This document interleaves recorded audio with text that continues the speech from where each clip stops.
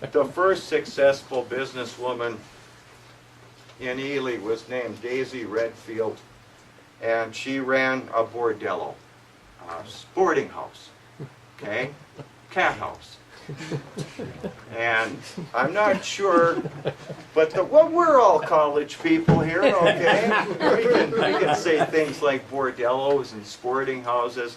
And what made Daisy Redfield unique was both my mom and dad, both of their families spoke highly of her. In a town where there was at one time 6,000 miners and 300 women, people like Daisy Redfield provided a very needed service. There were only so many Finnish temperance, society meetings that a guy could go to, and I'm not sure when Daisy Redfield came into the area, but I'm pretty sure that Daisy Bay on Lake Vermilion was named after her, and that the first house she ran when towers, you see, Sedan was where the married miners lived, and you had to be married and you couldn't be a single miner, so all of the fun was in Tower. And there was like 26 saloons and 4 churches, and there was a lot of Sodom and Gomorrah going on. And Daisy Bay is just a short boat ride away from the settlement of Tower. And so I'm pretty sure that that's where she started business. So this is the story of Ely's first successful businesswoman. I looked for Daisy Redfield and George Harder for a long time. Daisy was a madam who ran one of the local houses when Ely was still a pioneer town. George was a retired prize fighter who did odd jobs around the place and kept the peace. The only thing I knew about them was bits and pieces my mom and dad told me when I was growing up. We were taught in Sunday school that such things as running a bordello were wrong, but whenever Mom or Dad talked about Daisy and George, it was always in the highest regards. They were part of the pantheon of the old settlers my parents planted in my head. One of the great unexplained mysteries of my early life was how my family could admit they liked people who operated a bordello. The question I asked that neither of my parents could answer was, just what happened to Daisy Redfield? After Mom and Dad died, I must have asked every old timer I could think of what happened to Daisy and George.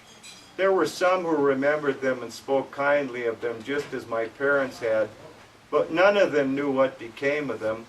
One day when I exhausted my living resources, I decided to ask the dead.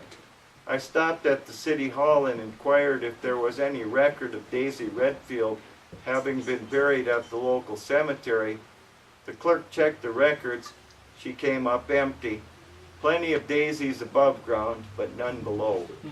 In a last effort to find them, I asked if there was a permanent address for George Harder. Patty Welvang checked through the records, looked up and smiled. We have a Mr. George Harder and a Mrs. George Harder too. I had found them. A short time later, I parked the car in the cemetery not far south of the place my mother's people are buried. It was a clear autumn day. I remember being excited about finding the answer to a mystery which had puzzled me for a long time. I walked across the section reading names on footstones. Any grass in the section was long gone. Some kind of a short plant had taken the section over as its own. From the car you couldn't tell whether it was grass or not, and apparently anyone who once cared about such things were gone. Such things as grass are no concern to the dead. I walked around the section looking at names I recognized. Then I was standing in front of 2 footstones. The first stone read George Harder. The next read Lyda C. Wiley. The dates on both stones were the same, 1939, February. Looking at the stones, I realized that even though I'd found them, there were still many questions left to be answered. There was more of a story than I first thought. Who were the Harders, and just how did they become friends with both sides of my family? My father, grandfather, and grandmother were among the first settlers to come north in the 1880s. They were part of the original party which came from Norway, Michigan, under Captain Elisha Morcom. They marched up from Duluth on the Vermilion Trail. It was 3 days and 2 nights. They arrived at Sedan Hill on March 17, 1884. My mother's people came to town a decade later in the late 1890s. Ely started out with a bang, but in 1893 an economic panic brought things to a screeching halt. It didn't recover for 5 years until the mines started to look for a new workforce. America was just hitting her stride. She needed iron from Minnesota to help meet increasing demands. There weren't enough workers to go around, so the word went out for more. Local history recalls the efforts of Father Joseph Boo, a Slovenian priest who came to northern Minnesota in the late 1870s to work with the Ojibwe people. When the economic boom hit, Father Boo wrote letters back to his fellow priests in Slovenia, telling them there was work in the mines and logging camps. Less romantic history recounts mining companies taking out ads all over Europe, calling for workers who had been looking for the teeming refuse of your storm-tossed shores, but the Oliver Iron Mining Company was looking for hard-working men who worked cheap. Most of the new arrivals were young men, single men. The town did its best to provide wholesome things to keep the new arrivals happy and amused. There were plenty of concerts and plays, and professional performers arrived weekly to perform at the Opera House. But there was only so much culture a man could absorb. Many of the immigrants spoke no English. Much of the social contact revolved around their home culture. The Finn people settled in the area on the south shore of Shago Lake to the west of the Chandler and Pioneer mines. The Slovenians settled on the east end of town. The Finns called the Slovenians garlic eaters. Whenever there was an above-ground explosion coming from the direction of the lake, the Slovenes would laugh and say that the Finnish Navy was out fishing again. Most of the two dominant cultures kept their distance, but then there was the west end of town, where the crazy Finns and Bohunks lived. They were referred to as crazy because they lived together in harmony and intermarried. The purebloods of both sides thought them crazy because they thought neither side could live together in peace. But they did. Ely was a wild and woolly place back then. Hundreds of single men were making more money than they ever dreamed of. Some could afford to build a place of their own. Many had spent most of their nest egg just to get here. If you were one of those who didn't have a big enough nest egg, you rented half a bed in one of the many boarding houses which sprang up in response to the increased demand. The shared bed was then rented out when you went to work to the two men working the off shift. Things were quite crowded on Sunday when the mine didn't work, and it was 4 men to a bed. Some of the first families in town traced their heritage back to the lonely men who fell in love with one of the young women working in a boarding house. No matter how many women came to town, there never seemed to be enough of them to go around. There were always too many men. One of the things done to help relieve the tension was the rapid construction of several dozen new saloons. They were open around the clock in order to serve the demands of the thirsty clientele on both shifts. There was plenty of drunkenness in $1. A schooner of beer was a nickel, and 10 cents bought 3 fingers of whiskey. There were plenty of dollars thrown away at the bars. If there was any money left over, there were always professional gamblers waiting to con a drunken man out of his hard-earned money. For those too tired after a hard day's work in the mines, they could send one of the kids down to the local tavern. For 20 cents, the bartender would fill them a bucket of beer to go, called a growler of beer. Along with all the saloons, Ely was home to a number of brothels. There was Dirty Bessie's, Tar Paper Annie's, Nell McCarty's, and Daisy Redfield's. It's possible that there were more. I don't know much about Bessie's or Annie's places. They were supposed to be pretty low-class houses. According to the stories that have been passed down to me, the class operations in town were Nell McCarty's and Daisy Redfield's. Both women were a contrast in styles. Nell was as hard as nails. One of Nell's first houses was on Camp Street. When someone came into the saloon, which operated as a front for the operation upstairs, they would bid her good morning. Nell McCarty's terse response was, "Morning be damned. It's whiskey and women you're wanting." Daisy Redfield was the exact opposite, always friendly and polite. One of Daisy's places is now the home of the Ely T-shirt factory. The trapdoor and ladder from the first to the second floor is still there. If one of her clients was threatened by an unwanted and potentially embarrassing interruption when an angry wife was going up the main stairs, the compromised client was climbing down the ladder. It was one of the reasons why people enjoyed doing business at Daisy's.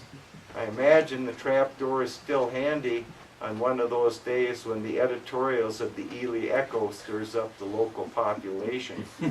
As the town became more genteel, ordinances were passed against practicing prostitution within the city limits. Once Ely expanded its tax base to incorporate the mines within the city limits, the city didn't need the money generated by the brothels anymore. Both Nell and Daisy were forced to move out of town. There's no telling how many times they were forced to move. I once had a chance to go through the business ledgers of one of the local hardware stores. It was surprising to see how many times Daisy's name appeared in the ledger. Looks like people like Daisy and Nell were good for the city's hardware and construction businesses. Most of the transactions involved building supplies and materials. Apparently there were a number of different moves to places that needed some building modifications peculiar to the trade. Makes me wonder just how many trapdoors there are around here. Rumor has it that Daisy once ran a house in Winton. Winton was a logging town that boomed from the late 1890s to the early 1920s. Winton was less settled than Ely. It had no rules against houses. Those would come a short time later. The reason places tolerated prostitution was there was a great demand for the product. Another reason was that any bordello operating was fined each month. They could afford to be fined. Much of the revenue for early pioneer towns came from saloons and brothels. The truth was that most of the early towns couldn't afford to be without the extra money. Once Ely expanded its territory to include the mines on the north side of town and the taxes they generated, the city didn't need money generated from brothels anymore. Nell McCarthy wanted the best of both worlds. She opened a house halfway between Ely and Winton. It was free from the worry of civic ordinances banning their line of work.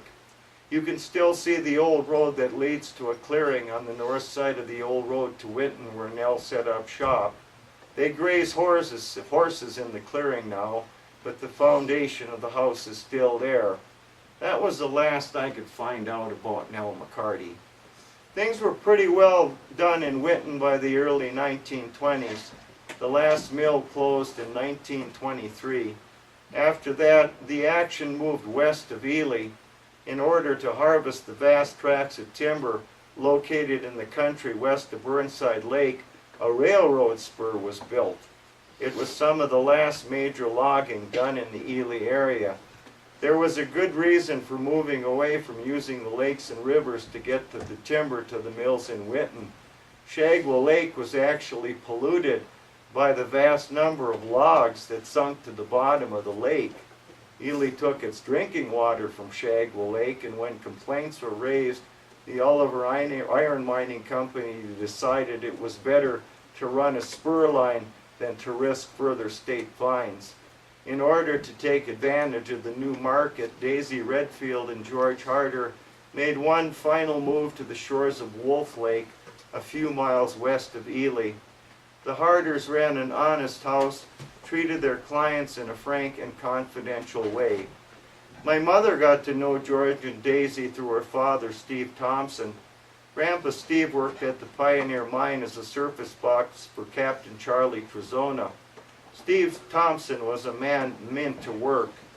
You would think that after working 6 days a week, 10 hours a day, the last thing you would have wanted to do was hire out for a second job, but that's exactly what Grandpa Steve decided to do. He didn't have any hobbies, and Steve Thompson wasn't a drinker.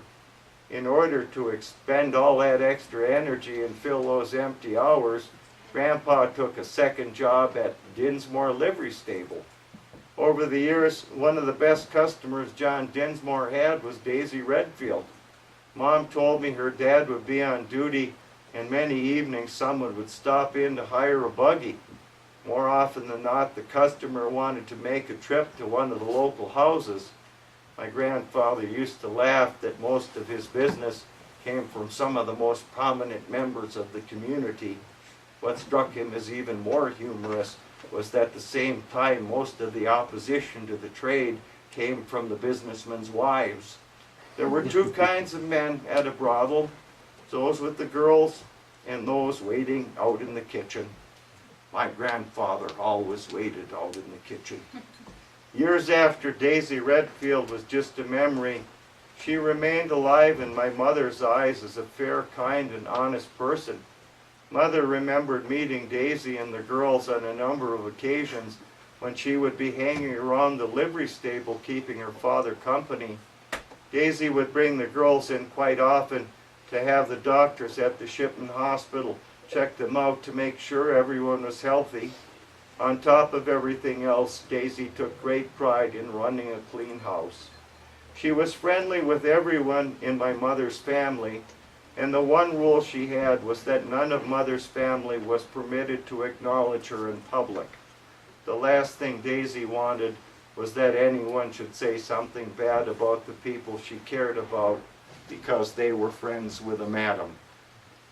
My dad's side of the family knew Daisy and George because my great-grandfather Bill LeBeau was a policeman. One of his duties was to serve papers on George and Daisy each month for violating city law. Once a month, Bill LeBeau would stop to serve them with the fine. Business was transacted in the kitchen over coffee and dessert. There was never any complaint. They paid the fine and never blamed Bill LeBeau for doing what he was paid to do, and Bill LeBeau never judged them by what they did for a living. Over the years, the Harders and Bill LeBeau became good friends. My father got to know them after they moved operations to Wolf Lake. Once Daisy and George moved the business outside the city limits, their relationship with Bill LeBeau became purely personal. Wolf Lake Road is located 6 miles west of Ely on the way to Tower Sedan. The lake itself was reached by an extension of about 3 miles from the main road. Part of the way is still known as the Carter Hartway. It was named after George Carter, who put in the road. It was destined to be the last move either George or Daisy would make. On many Sundays in the summer, my great-grandfather would rent a buggy and take his grandson out for a day of fishing on Wolf Lake. George Harder built a small fishing boat, and Bill LeBeau was always welcome to use the boat for a day's fishing. There were always treats in the kitchen for both anglers. There was never a charge. Once you were friends of Daisy and George, you were friends for life. It was at Wolf Lake that Daisy and George made history. Things were changing in the county. The balance between men and women was closer now. There was no longer a pressing need for the services of Daisy and George had once offered. In a move to put an end to prostitution countywide, the Board of Commissioners passed a law making it a felony offense for operating a house of prostitution anywhere within the county limits. It looked like the Harders had reached the end of the line. There were many people who felt sorry for them. Quite a number of them weren't even paying customers. They were just caring friends. In a stroke of genius, Daisy Redfield came up with an idea to keep in business. George Harder went to town that week and picked up a load of empty oil barrels which he brought back to Wolf Lake. In the next few weeks he built a floating brothel which they anchored a short distance from shore. It was business as usual. In a short time the floating bordello was the talk of the town. Business was never better. Most of the clientele stayed on shore just to look or just to take a short tour of the only floating bordello north of Duluth or anywhere else for that matter. When word finally reached the county seat, the sheriff was dispatched to serve papers on the alleged felons. The county officials were proud of the fact that they had done their best to clean up the image of the county. It was their intent to make an example of Daisy Redfield and George Harder. They made sure the paperwork was done to perfection to assure that nothing would go wrong with the arrest and prosecution for prostitution. When the sheriff arrived to serve the papers, he was greeted with the same warm welcome the Harders accorded everyone. Like most everyone else who knew them, the sheriff was an old friend who took no great pleasure in this particular duty. He knew the charges would bring ruin to George and Daisy. When they openly admitted their guilt, the sheriff didn't see how they could escape their fate. That was when Daisy took out a copy of the recent county ordinance. The law stated anyone found guilty of operating a house of prostitution on any land within the legal limits of the county was guilty of a felony offense. Daisy and George took the sheriff down to the shores of Wolf Lake to show them just where the house was. One can only imagine the look on his face when he saw the USS Daisy anchored safely in the harbor. All we know for sure is that the sheriff folded up the papers, took his leave, and went back to town. What wouldn't the local reporters have been given to be a fly on the wall of the county attorney's office when word reached there? The thing Daisy Redfield spotted right off was a question yet to be decided. There was no doubt St. Louis County had jurisdiction over the practice of prostitution on any of its land, but the USS Daisy was clearly not on county land. The question of who had the right to govern the state's waters was yet to be decided. Daisy's idea of a floating bordello was a stroke of genius. No one who wrote the law ever thought that someone would actually build a barge on a lake for the purpose of prostitution. The whole thing ended up being so complicated that neither the county, state, or federal governments wanted to make an issue of the USS Daisy. With over 10,000 lakes within the state, it was decided just to let the matter drop. That was where the story ended. Daisy and George faded from the scene. When I asked my mom and dad what happened to them, neither could tell me any more about the Harders. Mom and Dad were in high school in the 1930s, and like all teenagers, they were much too busy with themselves to keep track of two old family friends. It was later on when things settled down that they had time to share some of the old stories with my brother, my sister, and me. By the time I heard the story, Daisy and George were long gone, but the USS Daisy was a fond memory, and the old place is now a respectable resort. For many years I was too busy being young, getting married and raising a family to do much more than tell my kids about Daisy and George. But then life started to slow down for me, and I had time to do more than just think about them. I wanted to find the answers. I asked a few old-timers if they could tell me anything of them. One told me that he remembered Daisy had dark brown auburn hair, and he remembered her as a handsome woman of medium height and build. George Harder was a solidly built man just under 6 feet tall. He carried himself like the prize fighter he once was. Harder's face was described as still handsome, despite showing evidence of his past profession. George was slow on the uptake from taking too many blows to the head. Both he and Daisy were remembered as good people, and that was all anybody could tell me about them. For a long time I just didn't know where to turn. That was when I thought of going to the city hall. One stone read George Harder, just as expected. The name on the second stone read Lyda C. Wiley. My first thought was that in order to protect her family's reputation, Lyda Wiley had chosen the alias of Daisy Redfield. But that was only a guess. I looked down at her grave and realized that I need to dig a little deeper. My next stop was the Ely-Winton Historical Society to check out the old editions of the Ely Miner preserved on microfilm. I needed to go back to February of 1939. There was nothing about either of them mentioned during the first month of the year. It was February that I finally found out what had become of George Harder. The main headline in the Ely Miner for February 13th of 1939 concerned terrible weather which covered the entire state. The unusual combination of snow and cold gripped the area for weeks and showed no signs of abating. On the bottom of the page, a smaller headline spoke of an old pioneer found frozen to death near Wolf Lake. It was George Harder. Daisy suffered a stroke on the 2nd of the month and was confined to bed. They had been together for over 40 years. George Harder was 72 that winter. Daisy was closing in on her 71st birthday. In an effort to do everything he could, George Harder strapped on his snowshoes and walked a mile along the cartway out to the highway. From there he hiked 6 miles to Ely. He went to town in order to pick up medicine for his wife. During the course of the day the weather started to worsen, and by afternoon it was snowing.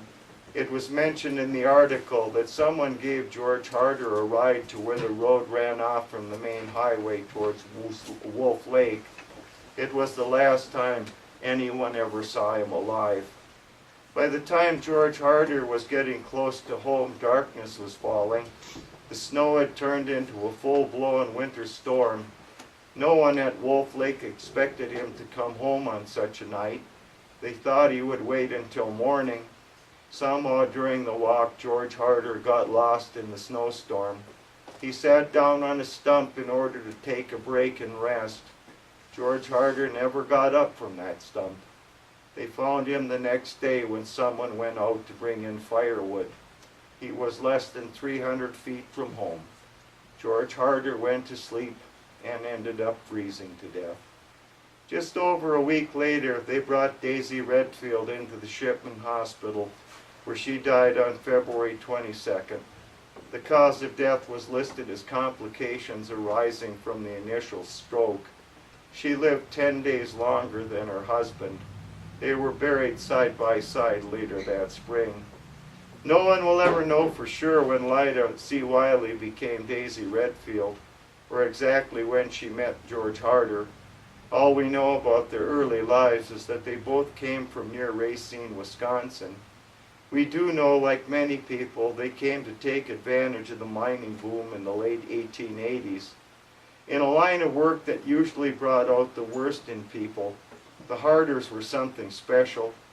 The obituary for both said that the chapel was filled to overflowing with friends who'd come to pay their respects. Special mention was made to the wonderful eulogy Pastor Brown, the Presbyterian minister, delivered for George Harder that year. The article in the Ely Miner stated that such a stirring sermon had not been delivered in this vicinity for many years. The only family mentioned in either obituary was a brother of Daisy's who worked at the Rainy River Lumber Company in Virginia. On the obituary forms, there's a place listed for a person's occupation. I wondered for a moment exactly what it was they were going to write for Lida C. Wiley. The single handwritten word on the line was both literal and figurative. Housekeeper. Couldn't have said it better myself. And that's the story. That'll